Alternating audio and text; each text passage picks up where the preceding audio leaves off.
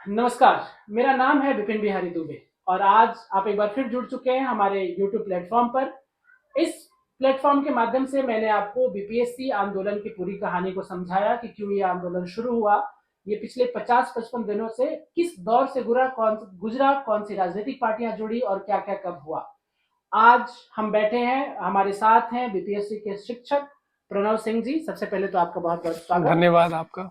आज हम चर्चा करेंगे कि ये आंदोलन की क्या बारीकियां रही हैं, किस तरीके से इसका प्रभाव पड़ने वाला है छात्रों के ऊपर, व्यवस्था के ऊपर, और क्या इससे सबक मिला है, किस तरीके का प्रभाव आने वाले समय में पड़ सकता है, और बीपीएससी से जुड़े कुछ मुद्दों के ऊपर हम चर्चा करेंगे। तो सबसे पहले प्रणव जी, मैं आपसे एक प्रतिक्रिया चाहता हूं इस पूरे आंदोलन को लेकर के कि आप इस 18 दिसंबर से शुरू हुए आंदोलन में जो 50-55 दिन से चल रहा है, इसके इसमें आपकी प्रतिक्रिया, आपके विचार क्या है? तो फिर से धन्यवाद विपिन जी आपका, और आपके दर्शकों को भी आभार। देखिए विपिन जी, बात ये है कि 18 दिसंबर से ये जो घटना चल रही है और ये जो आंदोलन चल रही है, इससे पहले जो 13 दिसंबर को एग्जाम हुआ था और उसमें जो सेंटर थी बापू शिक्षा परिसर, वहां पे जो घटना हुआ, लेकिन कहानी वहां से शुरू नहीं होती। कहानी शुरू होती है 4 दिसंबर से, जो नॉर्मलाइजेशन को लेकर जो बात चली थी। और बीपीएससी ने बहुत टाइम लगा दिया अपने जस्टिफिकेशन को लाने के लिए। बीपीएससी को पता था कि बच्चे नॉर्मलाइजेशन को लेकर एक डायलेमा स्टेज में है, उनको समझ में नहीं आ रही कि लागू हो रहा है कि नहीं हो रहा। लेकिन जब ये क्लियर किया करने में बीपीएससी समय ले रही थी, तो बच्चे बड़ा आक्रोश हो रहे थे। उनको अब उसी समय बीपीएससी के जो कार्यशैली थी उस पर सवाल उठाने लगे। अब बीपीएससी को पता था कि जो दिक्कत हो रही है, तो आप उसी समय इसको जस्टिफाई कर देते। 10 मिनट लगता है, एक ट्वीट कर देते अपने जो आपका ऑफिशियल चैनल है या जो आपका प्लेटफॉर्म है, और ये होता भी रहा है।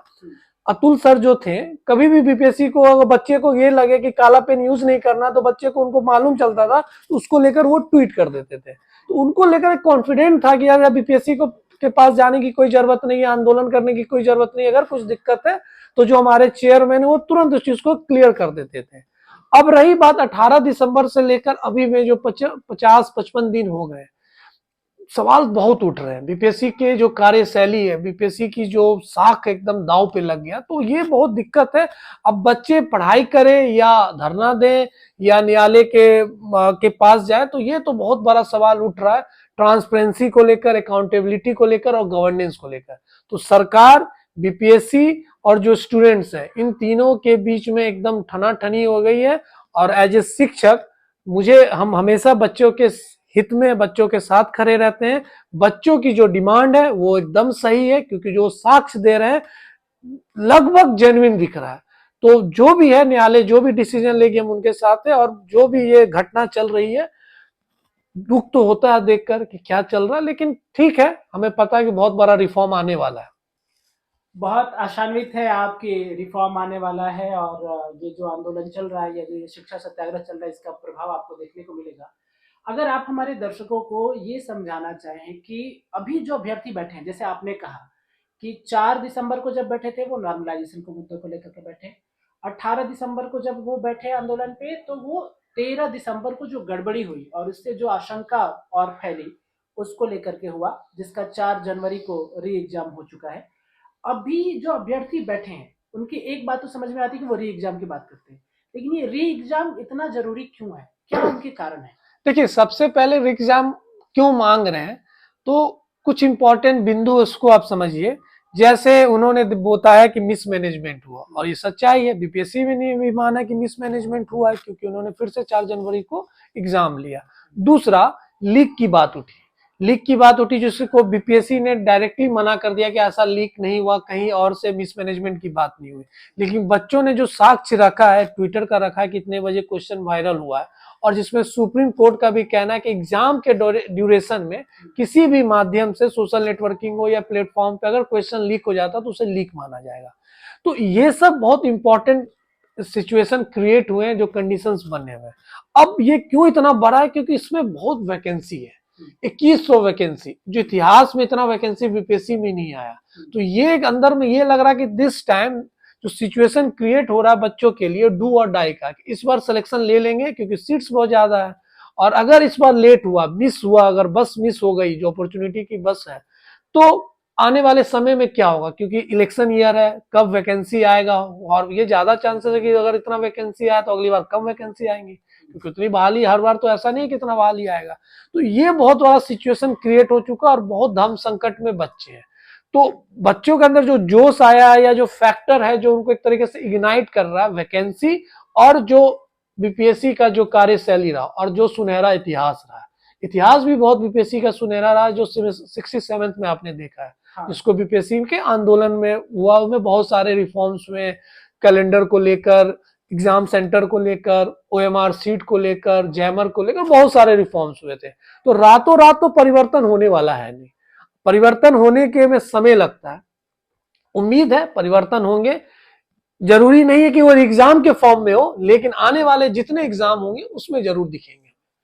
तो इससे एक प्रश्न बार बार ये उठता है कि जैसे 67वीं का आंदोलन हुआ, उसके पहले भी बीपीएससी के भरोसे को लेकर के या बीपीएससी के तरीकों को लेकर के कई सारे आंदोलन चले हैं। टीआरई का पेपर जब लीक हुआ तब भी याद होगा।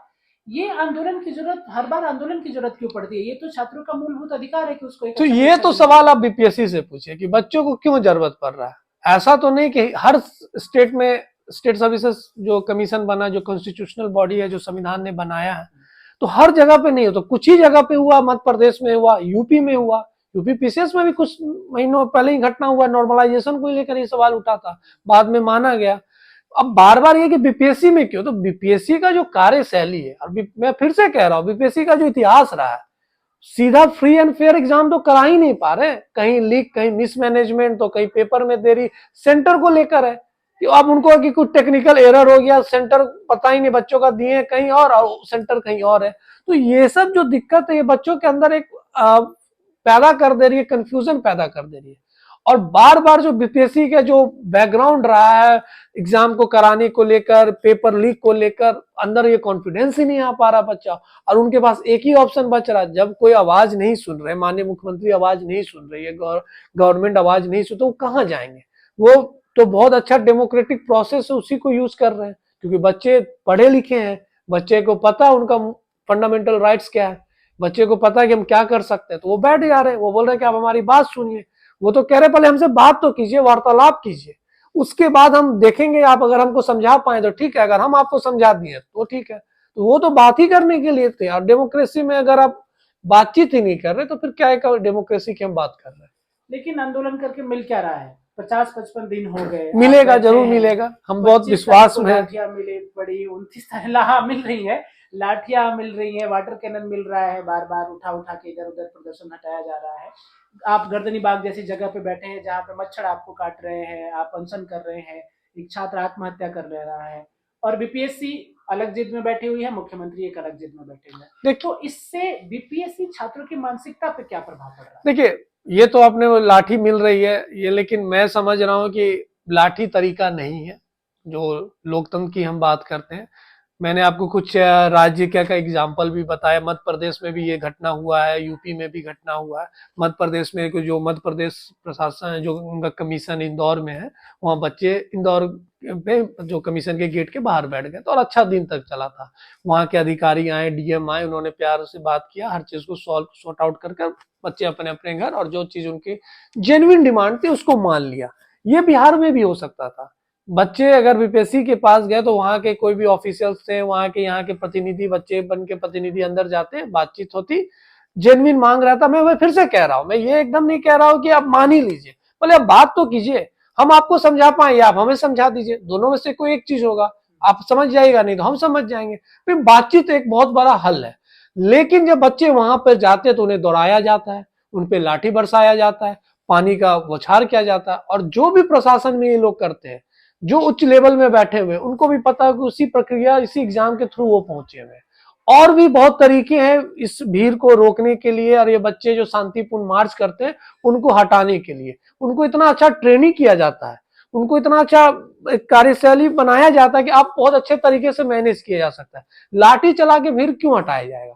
बच्चे तो कोई बम लेकर या बारूद लेकर तो नहीं पहुंच रहे, एक नॉर्मल मार्च कर आते हैं और कैंडल मार्च करते हैं, आप वहां लाठी बरसा देते हैं। तो ये तो मैं एकदम इस चीज का बहुत विरोधी हूं कि एक लोकतंत्र देश में ये जो लाठी तंत्र जो चल रहा है ये बहुत गलत है। और अब उस मासूम बच्चे को हक को मारना चाहते, दबाना चाहते। हो सकता है आने वाले समय इसी बच्चे आपके प्रोग्राम पॉलिसीज को धरातल पे लाएंगे। ये आपके आने वाले सुनहरे बिहार का भविष्य है, ये आने वाले बिहार के भविष्य के ये अधिकारी बनने वाले हैं, यही प्रशासन संभालेंगे, यही आपको रिप्रेजेंट करेंगे, और आप इसी पे लाठी चला रहे हैं। लेकिन ठीक है, प्रशासन को लग रहा है कि आज उनके हाथ में लाठी है, कुछ दिन बाद सब 18 साल से ऊपर है, उनके हाथ में भी लाठी है, जो हमारा वोट है वो रहेगा। तो देखिए, जरूर है, इसको न्यायालय ने भी संज्ञान लिया है। एक तरफ ये अभ्यर्थी जिद पर बैठे हुए हैं, 50-55 दिन से सत्याग्रह चल रहा है। दूसरी तरफ इस बार बीपीएससी का एक जिद देखने को मिल रहा है। बीपीएससी का जिद पहली बार मुझे देखने को मिला, जितना मैं इस आंदोलन को या बीपीएससी के कामों को अनुभव किया हूँ, वो ये कि रिजल्ट तो प्रकाशित कर रही है, उसके साथ साथ अखबारों में ये छपवाना कि छात्रों इतने कमजोर हैं कि इनको विष्णुपद मंदिर के बारे में नहीं पता, पटना साहिब के मंदिर के बारे में नहीं पता, इतने छात्रों के नेगेटिव नंबर आए। ये पहले बीपीएससी ने नहीं किया। ये क्यों ऐसा नैरेटिव सेट किया जा रहा है इसके? और ये मतलब सवाल यहाँ से भी उपजता है, जब से ये आंदोलन शुरू हुआ है, आपको याद होगा 4 दिसंबर 13 दिसंबर का प्रोटेस्ट या 18 दिसंबर से हर बार बीपीएससी ने छात्रों के ऊपर तोहमतें जड़ी है कि ये उपद्रवी लोग हैं, नॉन सीरियस लोग हैं। तो बीपीएससी इतना असर्टिव एग्रेसिव रुख क्यों अपना रही है? देखिए, सबसे बड़ा चीज है, बीपीएससी मानने को ही तैयार नहीं है कि हमारे से कोई गलती हुआ। वो गलती मान नहीं रही है, पर अपने गलती को सुधार रही है। जैसे एग्जाम वाला जो प्रक्रिया हुआ, उसमें तो ये साफ हो गया कि वहां पे मिसमैनेजमेंट हुआ था। अब फिर से इसलिए आप एग्जाम ले रहे हैं, तो ये चीज है। अब लेकिन दिक्कत है, जब बच्चे सवाल उठा रहे हैं या कोई भी सवाल उठा रहा है, तो अब उसको अपने को काउंटर करने, बचाने के लिए वो बच्चे पे ही काउंटर कर रहे हैं, बच्चे को नॉन सीरियस कह दे रहे हैं। अब उस बच्चे को नॉन सीरियस कर रहे हैं जो उनको सब कुछ पता है। अगर आपकी कार्यशैली है कि आप सही से तो एग्जाम नहीं करा पा रहे, तो सबसे बड़ा तो नॉन सीरियस आप ही हुए। दूसरी बात चीज है कि आप बच्चे के मोरल को या बच्चे के जो कॉन्फिडेंस उसको एक तरीके से डाउन कर रहे हैं। आपका काम है एग्जाम कराना, आपको बनाया गया, संविधान ने आपको पावर दिया, और आपको जो गठन हुआ इसलिए हुआ कि आप एक एग्जाम कराएं। आपको ना बजट बनाना है, ना आपको प्रशासन संभालना, ना आपको प्रोग्राम एंड पॉलिसीज बनाना। जब आप एक एग्जाम नहीं सही से करा पा रहे, तो सबसे बड़े नॉन सीरियस तो आप ही हुए। लेकिन बार बार आप बच्चे के जो कैरेक्टर को या कॉन्फिडेंस को जो आप एक तरीके से असैसिनेट कर रहे हैं, ये बहुत गलत चीज है। आप बच्चे के साथ खड़े रहे, और ये मैं ये नहीं हमेशा बीपीएससी को क्रिटिसाइज कर रहा हूं, मैं अभी 67 की बात कर रहा हूं, मैं पुराने चेयरमैन अतुल सर की बात कर रहा हूं। वो बच्चे के साथ खड़े रहते थे, बच्चे को सेंटर को लेकर कोई दिक्कत होता था वहां तुरंत ट्वीट आ जाता था, बच्चे के एग्जाम को लेकर कोई मिस कम्युनिकेशन बनता था या कोई मिस इन्फॉर्मेशन होता था, उसको वो काउंटर करने के लिए तुरंत ट्वीट करते थे कि नहीं ये गलत बात है। बीपीएससी को 2-2 दिन लग जाता है इस चीज को बताने की नहीं ऐसा नहीं है। क्यों? अरे आपको पता नहीं, अब बिहार में रहते जो एक कोने से दूसरे कोने में इंफॉर्मेशन ट्रेवल करने में 5 मिनट भी नहीं लगता, 5 सेकंड भी नहीं लगता है, लेकिन आपके पास कुछ नहीं जानकारी मिलती है। आप इंतजार करते हैं कि बच्चे थक हार के आपके दरवाजे पे आ जाए, और वो विनम्रता पूर्वक आते हैं, शांत से खड़े रहते हैं, और आप क्या करते हैं, उन पे लाठी बरसाने लगते हैं। और जब वो लाठी खाकर घर की ओर जाते हैं, तब आप ट्वीट करके बताते हैं, नोटिफिकेशन निकाल के बताते हैं कि नहीं ऐसा कुछ नहीं था। तो ये तो पहले भी किया जा सकता। तो इसका मतलब यही है सिंगल लाइन में कि नॉन सीरियस बच्चे नहीं, नॉन सीरियस आप हैं। और एक बात आपने जैसे कहा कि बीपीएससी इस मामले में तो निष्क्रिय है कि वो सूचनाएं समय पर दे सके, इस मामले में निष्क्रिय है कि वो काम को अच्छे, अपने काम जो अपनी जिम्मेदारी है उसको कर सके, लेकिन तोहमतें जड़ने में और बच्चों पे बिल्कुल यही कर ही रही है बीपीएससी। और शायद यही बच्चों के अंदर, अभ्यर्थियों के अंदर एक गुस्सा भी बन रहा है, शंका के साथ साथ गुस्सा, कि हम आप उससे आपने फॉर्म निकाला और हमने फॉर्म भरा, हमने फीस आपने जो मांगा हमने वो फीस भरा, एग्जाम फीस जो दिया गया है, और आप एग्जाम लेते हैं तो हमें यहाँ से उठाकर पटना के बच्चों को उठाकर आप किशनगंज भेज देते हैं, किशनगंज के बच्चों को उठाकर आप इधर भेजते हैं। ये क्या कर रहे हैं? बिहार टूरिज्म का वो चल रहा है, जब हम ऑफिसर बनेंगे तब हम बिहार टूरिज्म का आप हमें भेजिएगा, वो जो ट्रेनिंग का एक हिस्सा है। लेकिन आप अभी बिहार टूरिज्म करवा रहे हैं, उसके बाद बोलते हैं कि आप लोग टाइम पे पहुंचिए, अगर 1 मिनट लेट हो जाता तो आप बच्चे को अंदर जाने नहीं देते हैं। और आपका एग्जाम में आपका जो क्वेश्चन पेपर है वो आधा घंटा 1 घंटा लेट पहुंचता। तो यहाँ फिर वही सवाल आता कि यहाँ पे नॉन सीरियस कौन है? आप एग्जाम नहीं ले पा रहे तो आप उस जगह से हटिए, किसी प्राइवेट संस्थान को दिया जाएगा। ली गई है ना, आईबीपीएस पीओ इतना बड़ा एग्जाम लेती है, बहुत प्राइवेट संस्थान को दिया जाता है। और एक सेंट्रल गवर्नमेंट ने 2024 में इंपॉर्टेंट गाइडलाइन निकाला था, क्योंकि नीट एग्जाम जो कैंसिल हुई थी उसको लेकर इंपॉर्टेंट गाइडलाइन निकाला गया था, prevention of unfair means in public examination. और उन्होंने स्टेट गवर्नमेंट को भी बोला था कि एक इंपॉर्टेंट गाइडलाइन निकाली जाए जो बार बार जो री एग्जाम हो रहा है या जो एग्जाम लीक्स हो रहे हैं उसको लेकर। उन्होंने अनफेयर मीन्स को समझाया, इंपॉर्टेंट 15 पॉइंट बताई गई, अनफेयर मीन्स का मतलब क्या होता है, या पेपर लीक, OMR, ये सारा चीज जानकारी दिया। तो ये एक बहुत अच्छी पहल थी। इसको नॉन कॉग्निजेबल, नॉन वेलेबल उन्होंने ऑफेंस में डाला, 10 लाख और उसके साथ 10 साल का जुर्माना की बात की गई। तो दिस इज वेरी इंपॉर्टेंट कि ऐसा इंफॉर्मेटिव या एक ऐसा रिफॉर्म लिया गया है। लेकिन तब ना ये इंप्लीमेंट किया जाएगा जब पब्लिक एग्जामिनेशन अथॉरिटी है वो सही से एग्जाम कराए। तो बार बार ये जो घटना हो रहा तो बच्चों के अंदर गुस्सा आ रहा, और ये गुस्सा किसी दिन एक ज्वालामुखी की तरह फटेगा। फिर उसमें बाद आप बोलिएगा कि बच्चे वायलेंट हो गए, बच्चे ने प्रशासन हाथ में ले लिया या कानून हाथ में ले लिया। तो ये कितना झेले, पढ़े या लाठी खाएं। एक ये बात तो आप सही बोल रहे हैं। हालांकि इस बार जो ये आंदोलन है, ये मुझे इस बात की खुशी है कि पिछले 50-55 दिन से छात्र बैठे हैं, लाठियां खाए, लेकिन उन्होंने कोई हिंसा बिल्कुल कभी नहीं। बिल्कुल आपने देखा भी होगा, आपने देखा भी और दिखाया भी है अपने उस इंफॉर्मेशन में या जो वीडियोज में, कि आपने दिखाया कि जब लाठी चलती थी तो बच्चे वहां पे राष्ट्रीय गान गा रहे हैं, बच्चे हाथ जोड़ के बोल रहे कि हमने हमारी क्या गलती, तब भी उन पे लाठी चलाया गया। पानी का बौछार, इतनी ठंड में, शीतलहर में आप पानी का बौछार कर रहे हैं। कुछ भी है तो वो बच्चे हैं, वो बहुत अभी 21-22 साल 24 साल के बच्चे हैं। हर साल का इंतजार करते हैं कि 1 जनवरी को आज ये मनाएंगे, आज वो करेंगे, और उस 1 जनवरी के वो उस गंदी सी जगह पे गर्दनी बाग में पीछे मच्छर, डेंगू, कितनी बीमारियां फैल रही हैं, वो बैठे हुए इसी में ना कि री एग्जाम। उनसे वो तो एक सीट नहीं मांग रहे, वो प्रीलिम्स का से तो आप सुन नहीं बोले कि डायरेक्ट हमको अधिकारी बना दीजिए। प्रीलिम्स तो एक नॉर्मल छटनी का एग्जाम होता है, मेंस और इंटरव्यू मेन एग्जाम होते हैं, वहीं से एक आपको क्या बोलते हैं कट ऑफ जारी होता है और वहां से लिस्टिंग तैयारी होती है सिलेक्शन का। तो बच्चों का जो मांग है वो बहुत सही मांग है। अगेन बीपीएससी ठान लिए, बीपीएससी अपनी ईगो पे ले लिए कि हम कैसे पीछे हटे। तो ये बहुत बड़ा चीज है जब बीपीएससी मानने को ही तैयार नहीं है। जब कोई बड़ा ये चीज है कि कोई मान ही लिया है कि हम कि वो है, जैसे एक कहावत है या एक नॉर्मल फ्रेज में यूज किया जाता है कि कोई सोने का नाटक कर रहा है, तो उसको उठाना बहुत टफ है।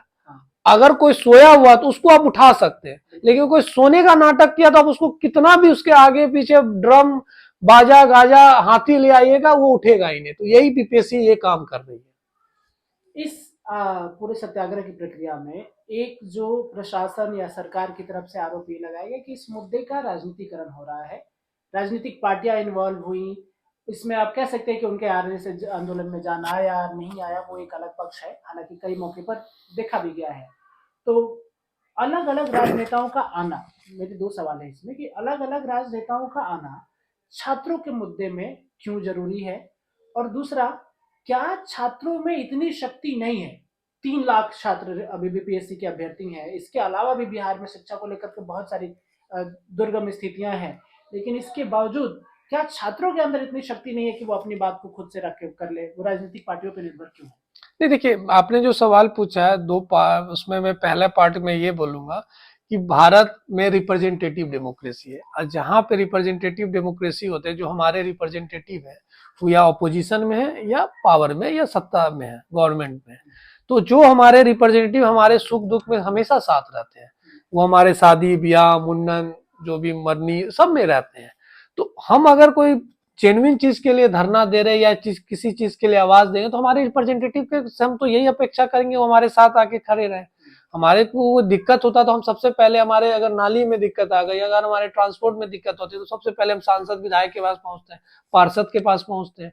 तो इसका मतलब ये थोड़ी हो जाए कि हम इस चीज को पॉलिटिसाइज कर रहे हैं। तो ये किसी का भी कहना है कि इस मैटर को लेकर पॉलिटिसाइज किया गया एकदम गलत है। जितने बड़े लीडर्स आए, बहुत बड़े बड़े लीडर्स आए, यहाँ से दिल्ली से भी आए, दिल्ली से बड़े लीडर्स आए, यहाँ के जो हमारे लीडर्स हैं पप्पू यादव हो, प्रशांत किशोर हो, तेजस्वी यादव हो और राहुल गांधी भी आए।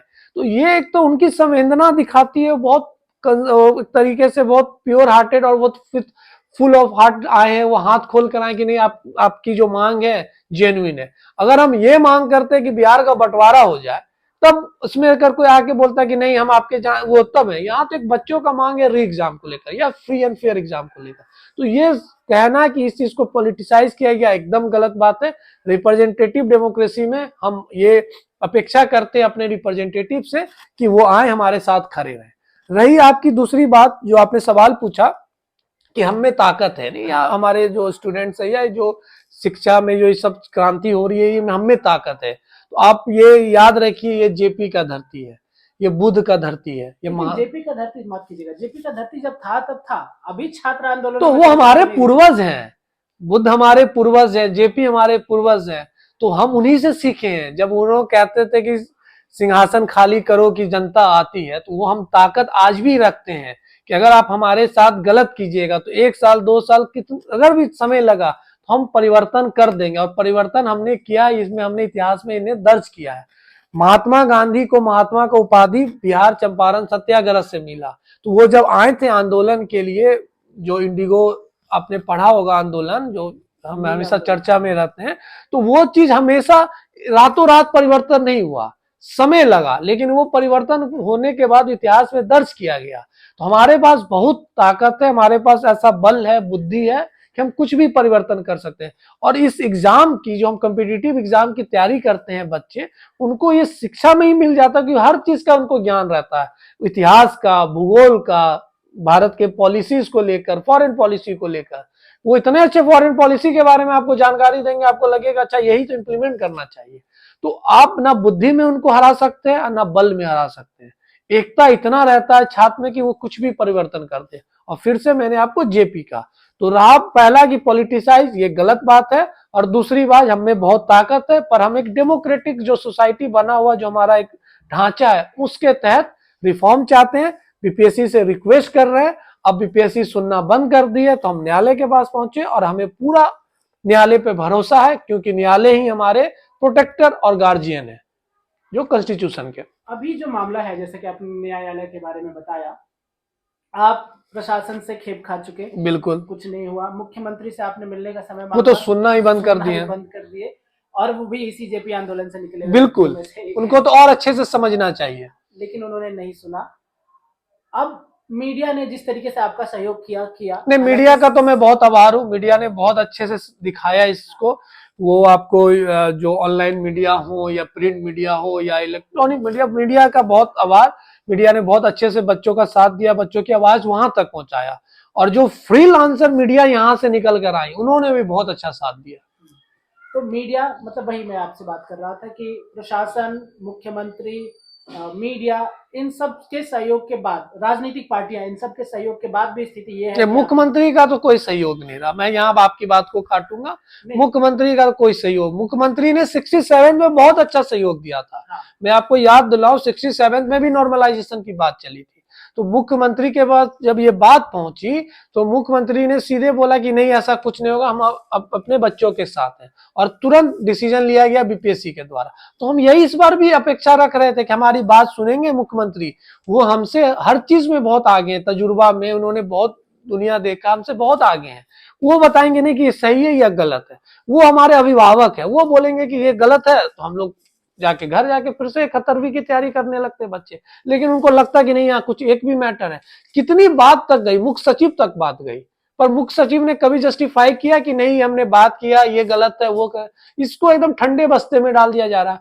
आपने मैंने मीडिया में बात पहुंची, मीडिया वालों ने पूछा, मुख्यमंत्री समस्तीपुर में एक रैली कर रहे थे कि बच्चों पे लाठी चला गया, तो वो ऐसे रिएक्शन दिए कि उनको बात ही नहीं पहुंची अभी तक।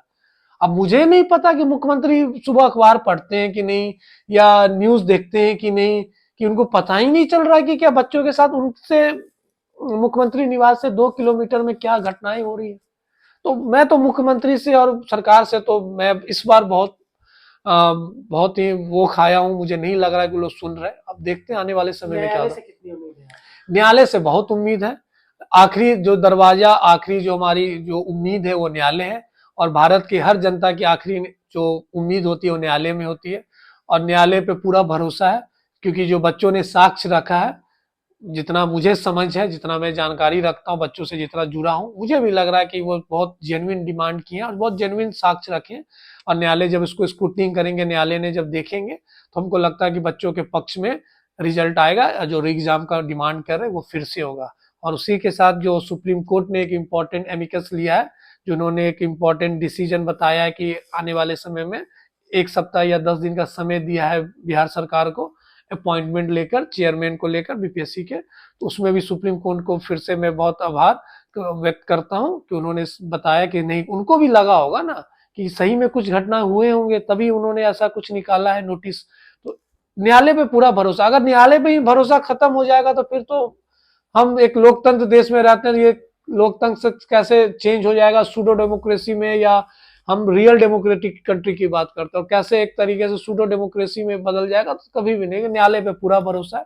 अब समय लग रहा है, अब देखते हैं कितना जल्दी इसमें आता है डिसीजन। बीपीएससी अभ्यर्थियों के इस आंदोलन को, मतलब एक तो अभ्यर्थी है जो आंदोलन कर रहे हैं या जो इसके परीक्षार्थी रहे हैं वो इसको देख रहे हैं, जुड़ रहे हैं। एक वर्ग है जो बैठ के दूर से देख रहा है कि ये आंदोलन हो क्या रहा है, वो देख रहे हैं कि सरकार नहीं सुन रही है। लेकिन उसमें से कुछ लोग ऐसे हैं जो इसकी तैयारी से जुड़ना चाहते हैं, जो आने वाले छात्र अभ्यर्थी हो सकते हैं। अब वो शंका में है कि क्या फायदा तैयारी करने का, अपना 3 साल 5 साल 4 साल लगाने का, कि परीक्षाएं सेट ही हो जाएंगी, घपलेबाजी ही हो जाएगी और हमको फेयर मौका नहीं मिलेगा। उनको आप क्या सलाह देना चाहेंगे? देखिए, ये तो सच्चाई है कि उनकी कॉन्फिडेंस, जो बच्चे आने वाले समय में तैयारी करना चाहते हैं बीपीएससी कम्पिटिटिव एग्जामिनेशन का या किसी भी बिहार के कम्पिटिटिव एग्जामिनेशन का, क्योंकि एक बीपीएससी में ही जब फ्री एंड फेयर इलेक्शन नहीं हो, सॉरी, एग्जामिनेशन नहीं हो पा रहा है, ट्रांसपेरेंसी अकाउंटेबिलिटी अगर नहीं हो पा रही है, तो किसी एग्जामिनेशन में क्यों हो, क्योंकि एक संवैधानिक संस्था है। तो बच्चों का कॉन्फिडेंस तो हिला है। और आने वाले समय में बच्चे हो सके कि वो कम्पिटिटिव एग्जामिनेशन और ये सरकारी नौकरी पर्टिकुलर बिहार में के तरफ ना जाए। लेकिन मैं बच्चों को समझाऊंगा कि रिफॉर्म्स होंगे, समय लगेगा, आपके पास समय, आप तैयारी कीजिए, और कोई तरीका नहीं है, यही एक जो डेमोक्रेटिक तरीका, उसी से काम किया जा रहा है। न्यायालय के पास है, विचाराधीन है, ये जरूर हमारे पक्ष में आएगा। आप कॉन्फिडेंट रहिए, मेहनत कीजिए, मेहनत कभी व्यर्थ नहीं जाता। आप परिश्रम करते रहिए, पढ़ाई करते रहिए, साथ साथ में जहां जरूरत पड़ेगा वहां पे खड़े रहा जाएगा। लेकिन उनका दिल तो टूटता है, ये तो सच्चाई है। उनकी हिम्मत, एक समय जवाब देना, जब जवाब दे दिया जाता है कि ठीक है हमसे नहीं हो पाएगा, क्योंकि जब एग्जाम ही नहीं सही हो पा रहा तो कैसे हिम्मत रखेंगे। लेकिन देखिए, ये पार्ट एंड पार्सल बन गया है। ये ऐसा नहीं, बिहार में बहुत सारे स्टेट्स में उसी में ही कुछ बच्चे सेलेक्ट होते हैं। अब ये भी सवाल उठता है कि सीट बेच दिया जाता, तो ये देखिए, इस चीज में मैं एकदम नहीं जाना चाहूंगा कि ना मेरे पास साक्ष्य है। और सीट बेचने वाली बात और इस सब पे जो लगाया जाता है बीपीएससी पे, ये मेरे ख्याल से गलत बात है, मैं नहीं मानता हूँ, क्योंकि मेरे पास कोई ऐसा प्रमाण और साक्ष्य नहीं है, मैंने मुझसे कोई ऐसा नहीं बोला। हाँ, लेकिन बीपीएससी के कार्यशैली से जो आने वाले समय में जो बच्चे जुड़ना चाहते हैं कम्पिटिटिव एग्जामिनेशन में, वो हमेशा यही पूछते हैं कि क्या फायदा, हम किसी और एग्जामिनेशन का तैयारी करते हैं। लेकिन फिर जाइएगा कहाँ, नीट में आप देख ही लिए, एनडीए, उसके बाद गैंगमैन का पेपर में आप देख लिए, एसएससी में देख ही लिए। तो हर जगह चीज है जिसको लेकर सेंट्रल गवर्नमेंट ने इंपॉर्टेंट गाइडलाइन लाया। लेकिन मैं कह रहा हूँ समय के साथ परिवर्तन होगा, स्ट्रांग होंगे, गवर्नेंस बहुत स्ट्रांग होगा और चीजें सुधरेंगी। आप जैसे बार बार बोल रहे हैं कि छात्र निराश होते हैं, छात्र लाठियां खाते हैं, आप एक शिक्षक हैं, आपका सबसे जुड़ाव रह रहा होता, पीड़ा होती होगी आपको, आप अपनी पीड़ा को कैसे बिल्कुल। संभालते हैं और कैसे उन छात्रों का उत्साह बढ़ाते हैं आप? देखिए, छात्र ने कभी ये नहीं सोचा, छात्र को लग रहा था कि हमारी लड़ाई, जो जो लड़ाई होती है पढ़ाई में या जो कम्पिटिटिव एग्जामिनेशन, जो हमारे अगल बगल जो बच्चे उनके जो कम्पिटिटर होते हैं उनसे साथ होता। उनको ये नहीं पता, उनको प्रशासन से भी लड़ना होगा, उनको सरकार से भी लड़ना होगा, उनको बीपीएससी से भी लड़ना होगा। ये कभी कोई भी नहीं सोच के रहा था ना। हम पढ़ाते भी हैं कि सिलेबस का ये भी एक पार्ट है। सिलेबस में तो हम जो बीपीएससी का सिलेबस है या सिविल सर्विसेज का सिलेबस होता, हम उसको पढ़ाते हैं। लेकिन अब एक नया सिलेबस में पार्ट जोड़ा जा रहा है कि हाउ टू टैकल प्रशासन, हाउ टू टैकल सरकार and how to tackle BPSC public examination authority. अब बच्चे को बस यही समझाता हूं कि ठीक है, क्या कर सकते हैं, आप रिफॉर्म के लिए लड़ रहे हैं। और आने, फिर से मैं कह रहा हूं, मैं बहुत उम्मीद हूं और बहुत पॉजिटिव माइंडसेट के साथ मैं बोल रहा हूं कि रिफॉर्म्स होंगे। इसका इम्पैक्ट आपको 71वीं 72वीं में और बीपीएससी के बहुत सारे एग्जाम में दिखेंगे। टाइम लगेगा, हो सकता 17वीं में दिखना भी शुरू हो गया था और दिखा भी है, एग्जाम ओएमआर सीट को लेकर हो, टेंटेटिव एग्जामिनेशन डेट को लेकर हो, मेंस को लेकर हो, स्कोर कार्ड को लेकर। अब बच्चे को मैं बस यही समझाता हूँ कि कॉन्फिडेंस नहीं लूज करना, आप मेहनत कीजिए, समय लगेगा, 1 साल नहीं 2 साल लगेगा, पर आपने जो बना लिया, ठान लिया कि हम एक अधिकारी बनकर ही हमें घर जाना है, तो उसके लिए आपको हर तरीके से लड़ना होगा, पढ़ाई के साथ साथ आपको धरना के साथ भी आगे बढ़ना होगा। तो कॉन्फिडेंस रहे बच्चे, पैसेंस बना कर रखें, देर है अंधेर नहीं है, क्योंकि एक लोकतंत्र देश है, न्यायालय है, हर चीज का सुनवाई होगी और जल्द ही कुछ ना कुछ हमारे पक्ष में बातें आए निकल कर आएंगी। आप शिक्षक हैं, एक बिल्कुल। नया आरोप ये भी लगता है कि अभी ये जो शिक्षक या यूं कह लेंगे कि कोचिंग का जो कल्चर डेवलप हुआ है, इसने और करप्शन को बढ़ावा दिया है सिस्टम के अंदर, क्योंकि कोचिंग वाले लोग, ऐसा कहा जाता है कि कोचिंग वाले लोग सेटिंग कर लेते हैं कि हमारी कोचिंग से ही 4 बच्चों का सिलेक्शन हो और उसके लिए पैसे और उसके लिए सेटिंग, उसका जुगाड़। इसके पहले भी आरोप लगते रहे हैं। तो आप इस कोचिंग कल्चर के प्रभाव को किस तरीके से देखते हैं? इसके ऊपर हम डिटेल में अभी चर्चा करेंगे।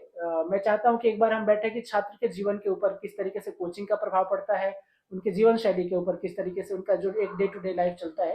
लेकिन आज अगर आप मुझे संक्षेप में बता सके कि वर्तमान जो कोचिंग संस्थाएं हैं और उसके ऊपर जो आरोप लग रहे हैं उसके बीच में आप देखिए, कहाँ खड़े इसमें पाते हैं अपने आप को? कोई दो राय नहीं है कि कोचिंग का अगर सफलता में योगदान है तो उनके विफलता में भी बहुत बड़ा योगदान है। रही बात धांधली की या मिसमैनेजमेंट में या बहुत सारे प्रकरण में उस कोचिंग का नाम आता, तो ये तो आया भी है, जो एक प्रेस ब्रीफिंग हुआ था फ्रॉम ईओयू के द्वारा, उन्होंने जो पेपर लीक को लेकर उन्होंने कुछ कोचिंग का बिना नाम लिए बोला कि पेपर लीक में उनका नाम है, और ये पुराने रिकॉर्ड में भी रहा है। इसको लेकर फिर से मैंने वो देखा, सुप्रीम कोर्ट ने एक इंपॉर्टेंट गाइडलाइन जारी किया था, misleading advertisement by supreme court regarding कि जो कोचिंग वाले चैलेंज करते हैं या एक तरीके से आप बोल सकते हैं जो क्लेम करते हैं कि फर्स्ट रैंक हमारे यहाँ से हुआ है, उसको लेकर तो वो जितने कोचिंग वाले ऐसे क्लेम करते हैं, तो अगर आप जोड़ लीजिएगा तो जिस साल अगर 500 सीट आए और सारे कोचिंग वालों ने क्लेम किया, तो सीट से ज्यादा उनका तो क्लेम हो जाता है।